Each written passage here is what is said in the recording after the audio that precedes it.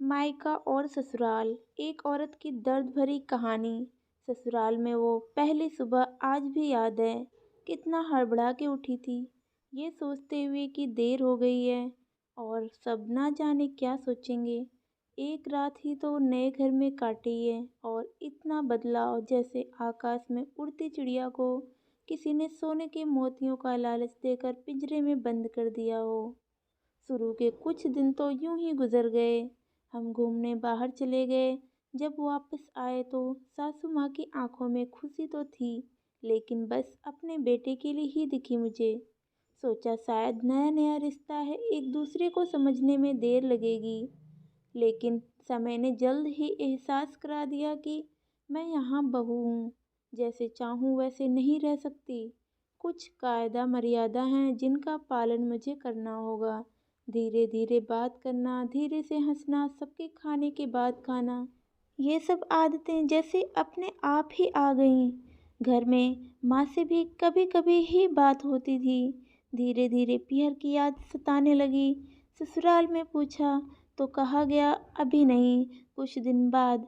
जिस पति ने कुछ दिन पहले ही मेरे माता पिता से ये कहा था कि पास ही तो है, कभी भी आ जाएगी, उनके भी सुर बदले हुए थे। अब धीरे धीरे समझ आ रहा था कि शादी कोई खेल नहीं, इसमें सिर्फ घर नहीं बदलता, बल्कि आपका पूरा जीवन ही बदल जाता है। आप कभी भी उठ के अपने पीहर नहीं जा सकते, यहाँ तक कि कभी याद आए तो आपके पीहर वाले भी बिन पूछे नहीं आ सकते। पीहर का वो अल्हड़पन, वो बेबाक हंसना, वो झूठे मुंह रसोई में कुछ भी छू लेना, जब मन चाहे तब उठना, सोना नहाना, सब बस अब यादें ही रह जाती हैं। अब मुझे समझ आने लगा था कि क्यों विदाई के समय सब लोग मुझे गले लगाकर रो रहे थे।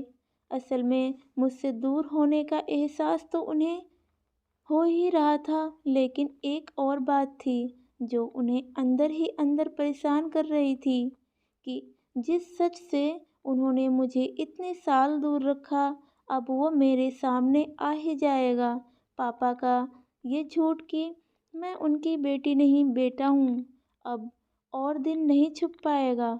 उनकी सबसे बड़ी चिंता ये थी, अब उनका ये बेटा जिसे कभी बेटी होने का एहसास ही नहीं कराया था, जीवन के इतने बड़े सच को कैसे स्वीकार करेगा। माँ को चिंता थी कि उनकी बेटी ने कभी एक गिलास पानी नहीं उठाया, तो इतने बड़े परिवार की जिम्मेदारी कैसे उठाएगी। सब इस विदाई और मेरे पराए होने का मर्म जानते थे, सिवाय मेरे। इसलिए सब ऐसे रो रहे थे जैसे मैं डोली में नहीं, अर्थी में जा रही हूँ। आज मुझे समझ आया कि उनका रोना गलत नहीं था। हमारे समाज का नियम ही ये है, एक बार बेटी डोली में विदा हुई तो फिर वो बस मेहमान ही होती है घर का। फिर कोई चाहे कितना ही क्यों ना कह ले कि ये घर आज भी उसका है, सच तो ये है कि अब वो कभी भी यूं ही अपने उस घर, जिसे मायका कहते हैं, नहीं आ सकती। हजारों समस्याओं और परेशानी आने पर भी उसी को हल करना है, हंसते हुए, गम छुपाते हुए। क्या यह तपस्या से कम नहीं है? अनजान जगह को सुधार कर अच्छा बनाने का काम करना। क्या कहेंगे आप? तो दोस्तों, आज की कहानी आपको कैसी लगी, कमेंट द्वारा हमें ज़रूर बताइएगा।